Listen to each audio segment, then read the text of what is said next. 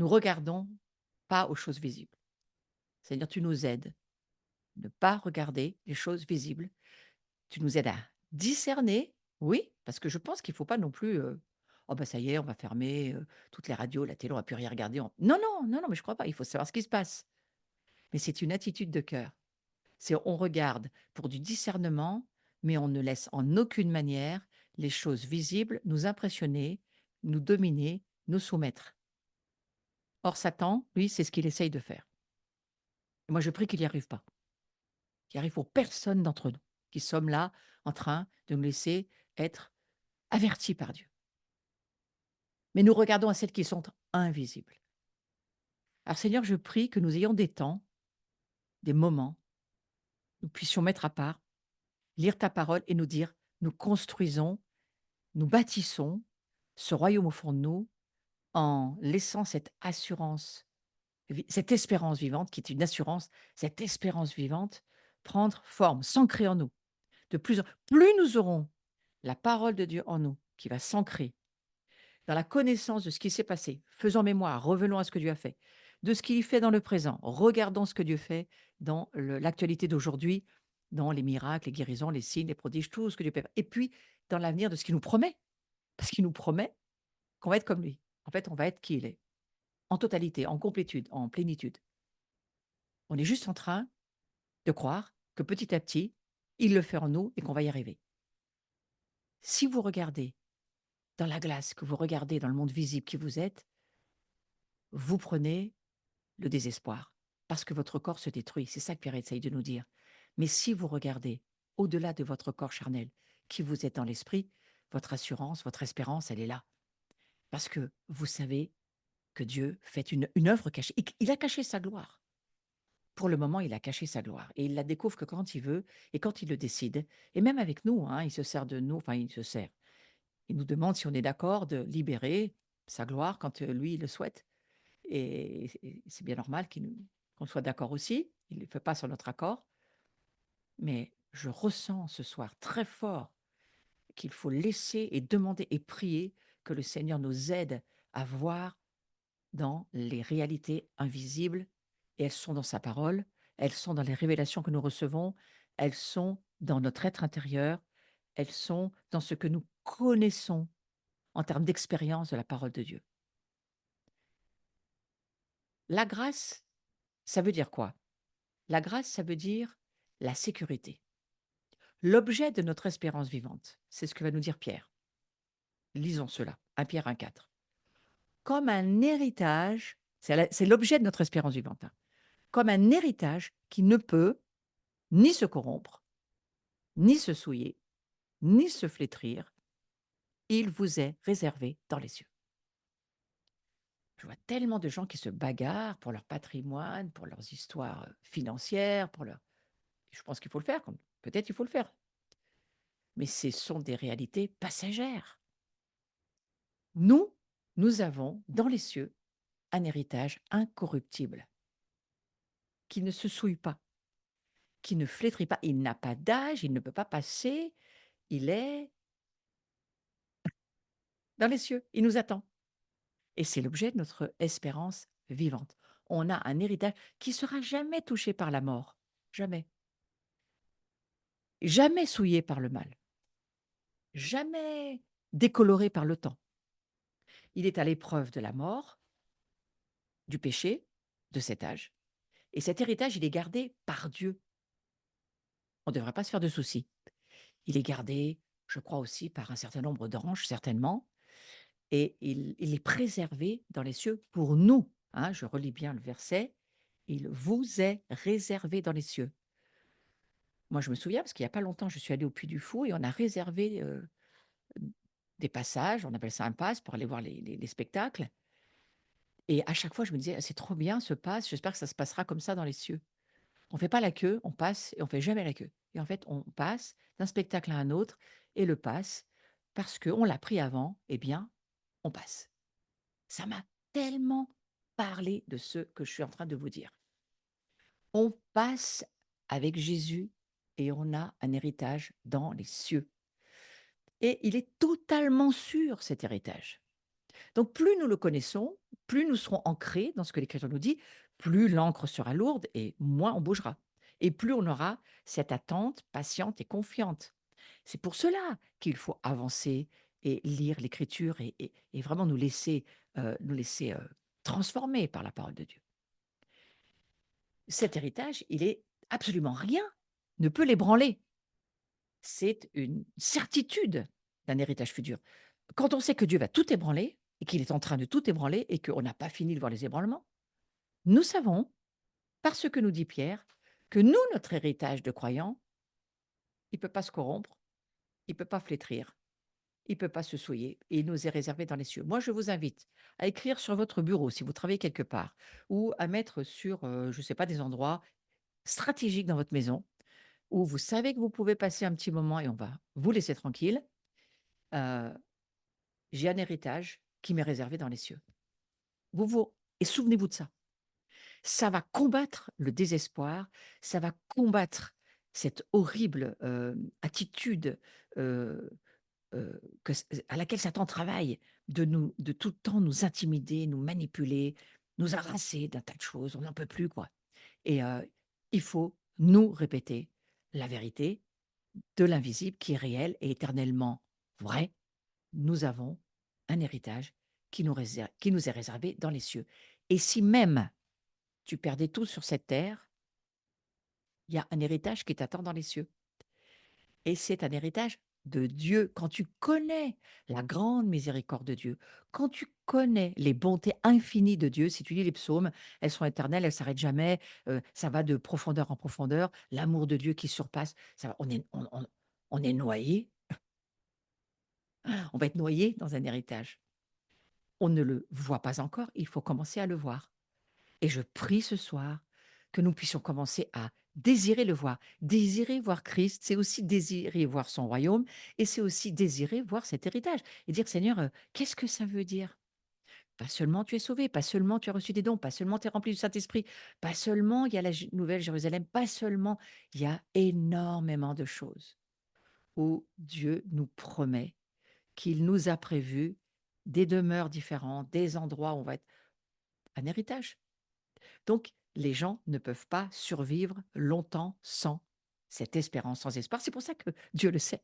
Dieu le sait. Sans espoir, l'humanité ne peut pas vivre. Elle tombe dans la dépression. Combien, je ne veux pas faire le bilan, je ne veux pas regarder le noir. Combien de gens vivent sous médicaments, sous camisole chimique, sous toutes sortes de médications parce qu'ils n'arrivent pas, ils n'ont plus l'espoir, ils n'ont plus la foi. Nous, Dieu prend soin de nous et il est en train de nous dire, l'espoir nous permet de continuer, espoir, c'est-à-dire espérance vivante, hein, nous permet de continuer à vivre malgré les expériences douloureuses, malgré la peur de ce que l'avenir peut nous réserver. Dans un monde déchu où les gens ils sont confrontés à la pauvreté, la maladie, la faim, aujourd'hui c'est difficile. Plus en plus on va dire, les taux se resserrent, la misère grandit, la corruption est de pire en pire. On le sait, l'injustice, ben oui, c'est compliqué. On pourrait, oh là là, regarder, voilà, la guerre, les catastrophes, les famines, le terrorisme. Stop! Nous, on sait ces choses. Est-ce que nous vivons harcelés par un certain nombre de ces choses-là? Oui, mais ce n'est pas notre réalité. Notre réalité, elle est dans l'invisible et nous devons penser ce que Dieu nous dit pour le devenir. Il nous a réservé un héritage dans les cieux qui ne se souille pas, qui ne flétrit pas. Nous sommes vraiment des fils et des filles de Dieu. Nous sommes vraiment des saints qui commençons à coopérer avec lui. Nous allons commencer à voir de plus en plus les malades guéris quand nous prions. Nous allons continuer à voir des délivrances de plus en plus grandes parce que nous sommes de plus en plus ancrés dans les réalités invisibles que nous croyons de plus en plus. Nous les croyons de plus en plus. Et la grâce, c'est la sécurité. Nous avons cette sécurité en Christ. Nous avons la valeur de la vie de Christ et notre appartenance, elle est dans une famille dans les cieux. Et ce sont les trois fondamentaux de notre identité en Jésus. Je fais mon cours sur les disciples, premier cours numéro 1 de la vie de disciple, la valeur, la sécurité, la signifiance. La valeur, c'est Christ en nous. L'échange de la croix. La sécurité, c'est la grâce. Tu mérites rien, tu n'as rien besoin de faire. Il n'y a pas besoin de transpirer. Cet amour, Dieu veut. de l'accorder et ensuite, il te dit: «Tu as un héritage et maintenant il va falloir qu'ensemble, tu puisses rentrer, hein, dans la possession de ce qui t'appartient déjà, mais c'est juste que tu ne le sais pas et que tu as pas parfois la suffisamment de foi pour le vivre, mais la foi, c'est fait pour grandir. Donc il y a rien pour, faire qu'on puisse vivre dans le désespoir aujourd'hui et la Bible, elle nous dit dans Éphésiens 2:12 que ceux qui n'ont pas Jésus-Christ, je vous lis pas le verset, mais je vous fais un commentaire, ceux qui n'ont pas Jésus-Christ, ils n'ont pas d'espérance. Est-ce que vous vous rendez compte de l'espérance vivante que vous êtes pour ce monde autour de vous? Les paroles des connaissances, les paroles de sagesse, les dons, l'expression, la manifestation. La création soupire après nous pour que le monde puisse toucher cette espérance vivante que nous portons et puisse l'accueillir.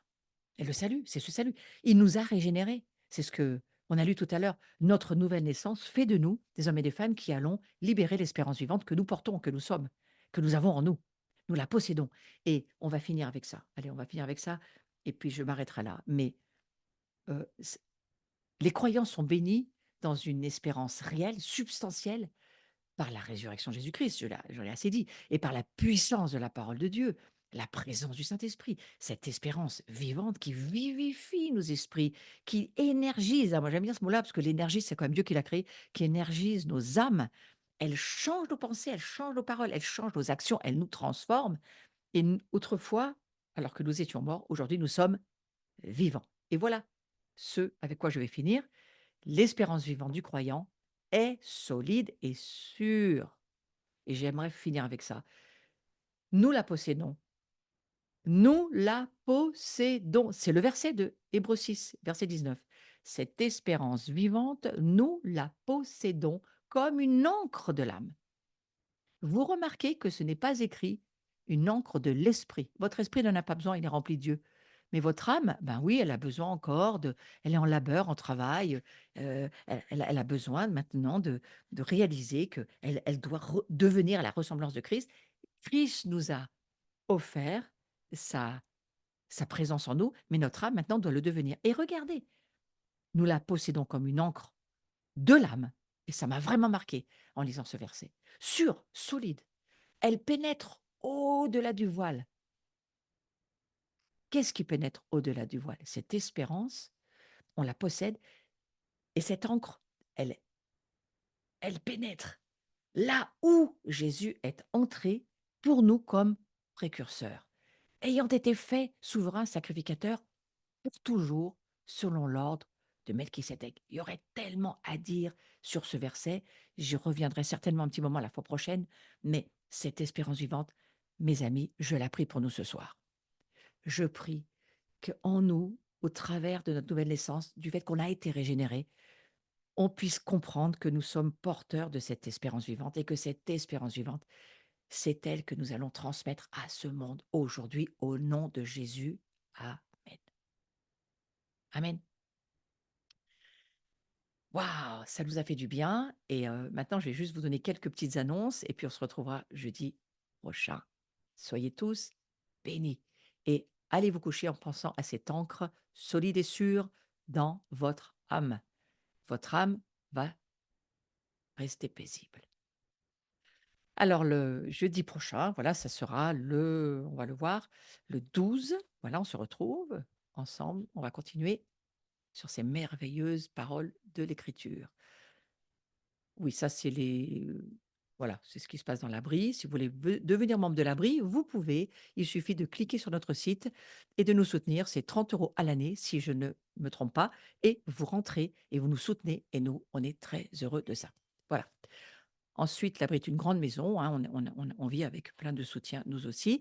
Je suis ce week-end, donc je pars demain pour la conférence en Suisse, la TAN à Tavannes. Et là, nous allons avoir des rencontres ensemble. Si vous êtes dans le coin, rejoignez-nous. Ensuite, on va parler de la gloire de Dieu, certainement, certainement. Samedi 21, c'est la journée, donc c'est une journée que souvent je raccroche avec ce cours et que je raccroche avec tous mes enseignements. Mais c'est là aussi où nous vivons vraiment du ministère. Alors pour ceux qui n'avaient jamais participé à cela, c'est une journée Il faut nous rejoindre soit en présentiel, soit sur le Zoom. Vous avez toutes les infos sur notre site et vous trouverez, tous les détails dont vous avez besoin.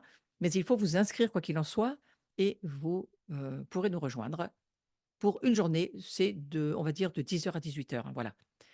Alors bienvenue, il y a une formation spécifique. Là, ce sont pour les gens qui veulent pratiquer la délivrance, se former à la délivrance et entrer dans le travail de la délivrance. Eh bien, vous pouvez vous inscrire. Je préférerais du présentiel. Je rentrerai peut-être quelques personnes sur le Zoom, je ne sais pas encore, mais c'est d'abord du présentiel et c'est une journée, là encore, pour se former sur on va dire, ce ministère, parce que c'est un vrai ministère, la délivrance. Voilà. On fera les fondamentaux et on répondra à toutes les questions. Rejoignez-nous, mercredi 16 octobre, 20h30, c'est la fête du Soukhot et on est tous en ligne et on est tous autour de la table et on va vivre encore, un temps où on va laisser la soukha que nous sommes, heu, vivre la bénédiction qui nous attend parce que chaque fête de l'Éternel est une bénédiction. Je serai certainement bien sûr avec Carlos, David Bouillon, Marc Blancou, voilà, tout ça, ça va s'organiser. Je serai aussi à la convention Esther. Heu, c'est en Alsace et vous voyez, là aussi, vous trouvez tout sur le site. C'est du 25 au 27 octobre et c'est un temps comme celui-ci pour lequel nous sommes choisis et puis moi, ça me va tellement avec cette histoire de l'espérance vivante là que voilà, rejoignez-nous et puis on va parler de ce qui se passe en ce moment et de l'importance, je crois aussi, de cette gloire de Dieu et de ce qui se passe en Israël, bien sûr. Et puis, alors ça, c'est pas la fiche, officielle, mais c'est quand même, la bonne affiche. C'est du 10 au 11 novembre à Paris, mais vous trouverez une autre affiche un peu différente sur les réseaux et on se retrouve à MLK, c'est à Paris et c'est pour 2 jours vraiment de gloire avec, Georg Karl, avec, tous ces personnes que vous voyez sur l'affiche et on va juste vivre des temps, on va laisser Dieu nous rencontrer et faire. Il va libérer sa gloire, j'en suis sûre. Alors inscrivez-vous, c'est important. Il y a que 1000 places et je crois qu'après, ils sont obligés de fermer parce que les places sont limitées, voilà. Mais j'aurais bien envie de vous voir.